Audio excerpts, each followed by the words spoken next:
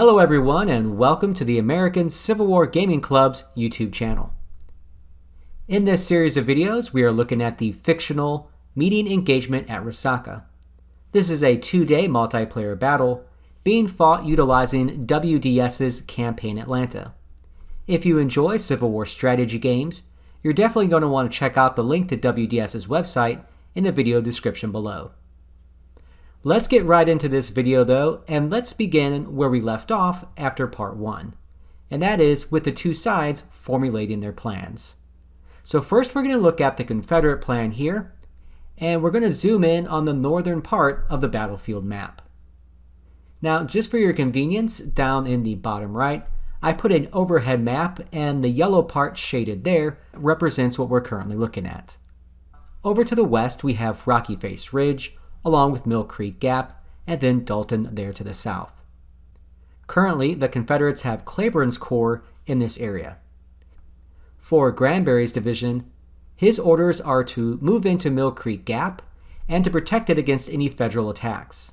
He is to gather intel on their movements, and then to fall back if he is significantly pressed by the Federals. Helping him out to do this will be Walker's division, the other division of Cleburne's Corps. Their orders are to serve as a general reserve for Granbury and even possibly Stevenson's division, which is further south. Now let's go ahead and shift the map here a little bit to the south and take a look at that area. Here you can see Dug Gap over in the west along Rocky Face Ridge, a few miles south of Mill Creek Gap. The Confederates here are part of Stevenson's division, which is part of Hood's Corps. Stevenson's orders are to move west through Dug Gap. They're going to block that gap through the Rocky Face Ridge to keep the Federals west of that area. They're also going to look to press against the Federals and hit their flank and rear if they try to move south past Dug Gap towards Snake Creek Gap, which reaches south towards Resaca. Let's go ahead and move the map a little bit further to the south here. And we're going to see the other division of Hood's Corps, which is under General Hindman. Now, Hindman is to move to the west, to the top of the ridge, and then he's supposed to move north to keep the Yankees out of Snake Creek Gap, and then if necessary to move further north to support Stevenson at Dug Gap if the Federals make a frontal attack against that area. Alright, now let's zoom out here and look at the southern part of this map. It is quite large, so we have to zoom out a little bit. Now down here on the southern part, we have Stewart's Corps with Gibson's and French's divisions. Stewart's Corps is to move over the river and then north to prevent any movement south through Snake Creek Gap and also to protect Resaca. The final Confederates to reach the battlefield will eventually be Hardee's Corps coming from the south. Right now, they don't have any orders, they're just moving to the north. Their eventual instructions will be determined by what's going on the battlefield when they arrive around 10 a.m. Alright, now let's shift over to the Union plan now that we've seen what the Confederates are up to. Now we're going to do the same exact thing that we just did with the Confederates. We're going to start up here on the northern part of the map, back where Rocky Face Ridge is and Mill Creek Gap. Now opposing the Confederates is McPherson's Corps of 18,759 men. McPherson's orders are to move directly on Mill Creek Gap.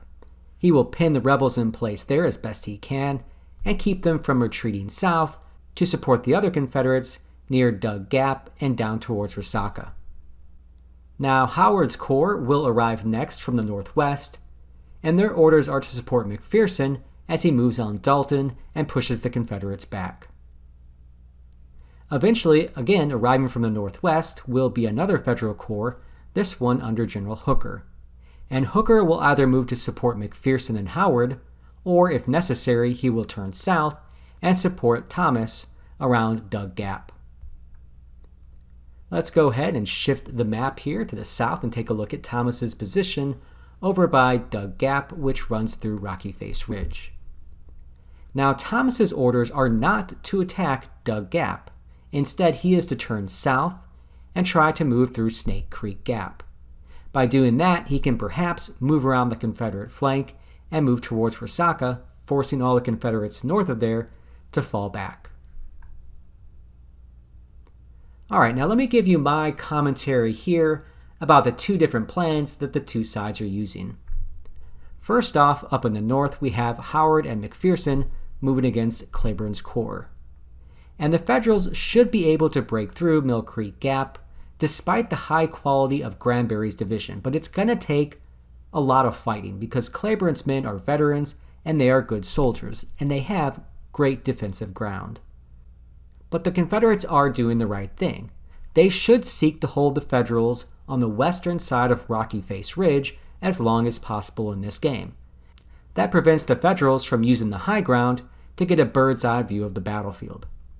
Cleburne's other division under Walker will inevitably be sent to reinforce Granbury because there's just going to be a whole lot of Federals moving against Granbury's division. So I expect all of Cleburne's corps to move over to Mill Creek Gap and try to plug that area. That means many of Johnston's very best troops are going to be taking the brunt of the Federals' first large assault in Mill Creek Gap. Now this could be a matter of the right troops at the right place at the right time if they can hold back Howard and McPherson for a number of hours. Alright, now let's look at Thomas's area. And Thomas moving south through Snake Creek Gap, that is a very risky move, as Thomas could, worst case scenario, become isolated from the rest of the Union Army if he moves too far south too quickly.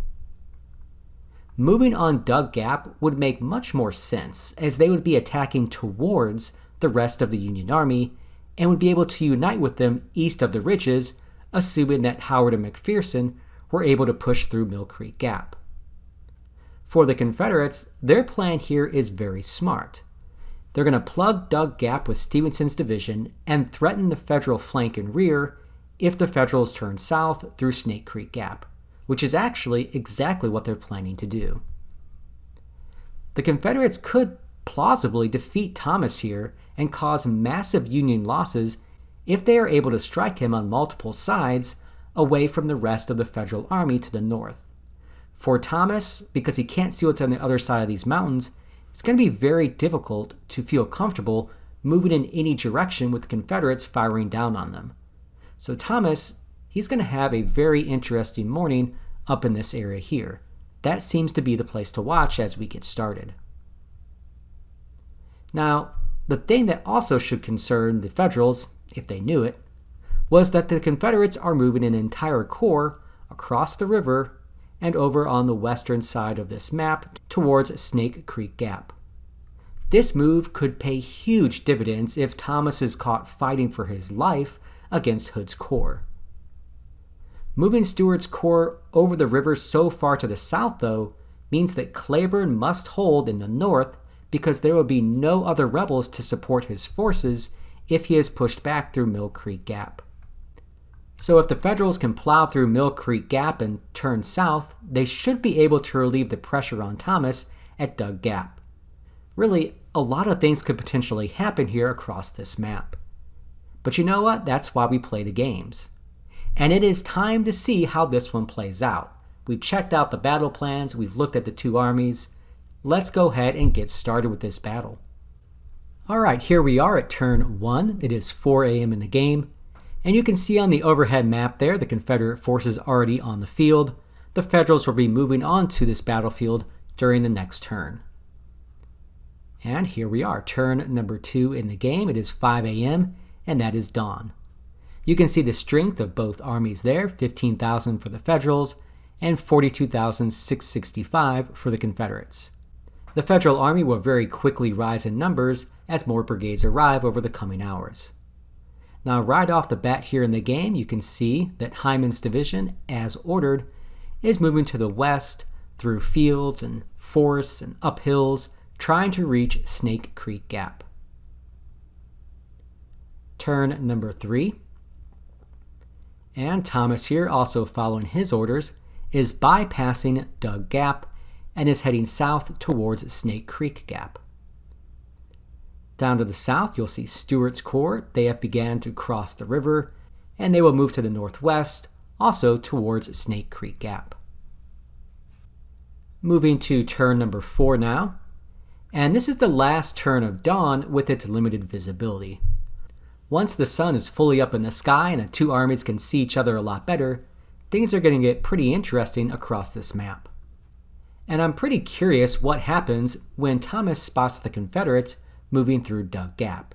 He will be able to view them during the next turn, and I have to imagine it's going to change his plans significantly.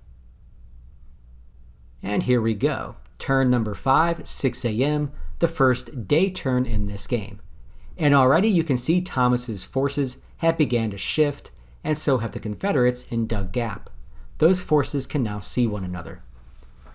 And we're at a point now where let's take a break and do a real-time battlefield tour before we wrap up this second video in the series. And what we're going to do is first move up here to the northern part of the battlefield map and take a look at the two armies. So here we have Rocky Face Ridge and Mill Creek Gap. Cleburne's corps is here, with Granbury over in Mill Creek Gap. Now remember, Granbury wants to try to hold Mill Creek Gap, but he knows that his northern flank is very vulnerable to a northern flanking movement. And it's such an obvious move that the Confederates actually anticipated it. And this brigade here was actually starting to move up to the high ground north of Mill Creek Gap. They quickly thought better of it and realized they didn't have the manpower if they were outflanked to stop anybody, and they've already began to fall back. And I believe that the Confederates are going to try to hold the gap further to the east and link with Walker's division to face north and west rather than trying to hold Mill Creek Gap directly in the center. There's just no way for them to hold back the Federals to the north, and they're going to have to reposition themselves somewhere else.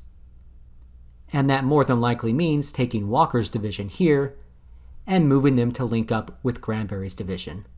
Once they do that, they should be able to build a defensive line somewhere around this area, utilizing the high ground and forcing the Federals to attack them on ground of their own choosing. Now for the Federals on the other side, that is McPherson's corps. And he is moving around the northern flank, which is a smart move to make, and it's already forcing the rebels to adjust their positions. So McPherson is doing all the right things so far. It also looks like he is concentrating the rest of his corps for a rush into the gap. He's going to make sure that he has enough available men to push through there and drive the Confederates back. Alright, let's go ahead and shift to the south here a little bit and take a look at the action developing around Dug Gap.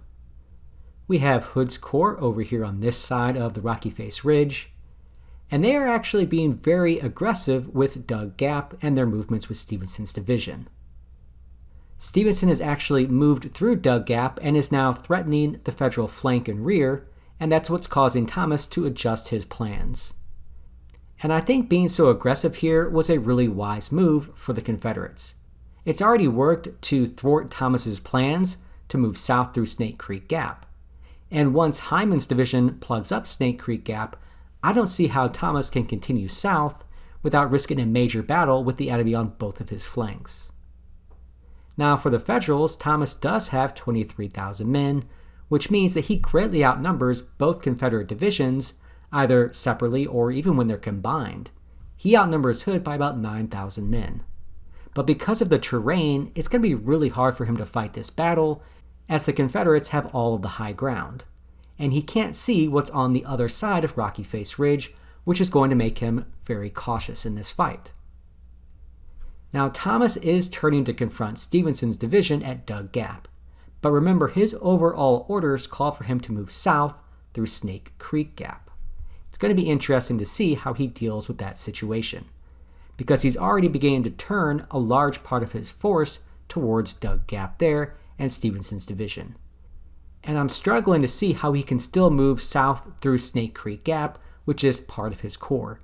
Feels like he needs to concentrate his men and either move on Dug Gap or Snake Creek Gap, and not both at the same time. A collision is going to occur with Hyman's division in Snake Creek Gap, and as I said, the Rebs will be on higher ground as Thomas moves south. That would create a real challenge for Thomas to make any headway moving south. Really, the stakes are very high here for Thomas on the Union flank. The aggressive Confederate movements here may end up isolating and crushing Thomas's corps. We need to keep a close eye on what happens on this part of the battlefield. Alright, we're going to zoom out here and move to the south and take a look at the southern half of this battlefield. Here you can see Stuart's corps, and they are moving to the northwest with the hope of protecting Resaca and preventing any Federal advances down the Snake Creek Gap. Now, what would really worry the Federals, if they knew it, is this. With all the problems and concerns that Thomas already has dealing with Hood's corps, if Stuart continues to move to the northwest, he will eventually move along this line here and directly into Snake Creek Gap. If he does that, he will be able to link up with Hyman's division, and both of them will be able to confront part of Thomas's corps trying to move south through that gap. Stuart is heading right for the narrowest part of the gap, where Thomas is also attempting to break through to the south. As I said, if Stuart can link with Hyman, they could potentially cripple Thomas's corps because they will not be able to move south through the gap, and if Stevenson's division is north of that area, they're going to be caught between two Confederate forces. Stuart still has to march about 3 hours to reach this area though, so a lot of different things could still happen. Now, generally speaking, what could save Thomas? It seems like he's walking into a trap here and he's going to end up in a lot of trouble. Well, there is a way for Thomas to escape all this. That brings us back up here to the north. Sherman is going to have about 58,000 men pushing against Cleburne's corps. Sherman, with the bulk of his army, must break through to Dalton. If they can do that and push back Cleburne's corps, that is step one. Once they reach Dalton, they would be in the rear of Dug Gap, and that would force Stevenson's division to evacuate that area and fall back. That would then allow Thomas to move through Dug Gap to link with the rest of the Union Army on the eastern side of Rocky Face Ridge. So as you can see, there's a lot of things going on here with this battle. And there's still a lot of questions that we're going to have to get answers to as we go into the next video. For instance, will the Federals be able to quickly break through Mill Creek Gap? Can Cleburne's crack troops keep Sherman's army from Dalton? And will Thomas continue south through Snake Creek Gap, or is he going to turn towards Dug Gap and fight Stevenson? Can the Confederates hold back Thomas with inferior numbers? They have great defensive ground, but is that going to make up for their lack of manpower? Will Thomas be caught in a trap within Snake Creek Gap? That's the most important question and the one I'm looking at the most as we advance these turns. Lastly, will Stuart arrive in time to attack Thomas in the gap? If everything works out for the Confederates, they're going to have Hood's corps and Stuart's corps uniting at the right place and the right time to attack Thomas. Is that actually going to happen? Well, this is why we play the games. It is so much fun to look at these things from above and think about all the what ifs and what could happen with these guys and which way are these guys going to go. And if you enjoy this kind of stuff, well, I have a place for you. It's called the American Civil War Gaming Club. Our club is open 24/7 and you can reach us anytime at ACWGC.net. If you really enjoy these videos and the idea of strategizing with your fellow Civil War enthusiasts and gaming friends across the world, definitely think about membership within our club. It is free after all, you have nothing to lose. Alright everyone, I will be back with part 3 of this series, but remember, until that time, just keep gaming.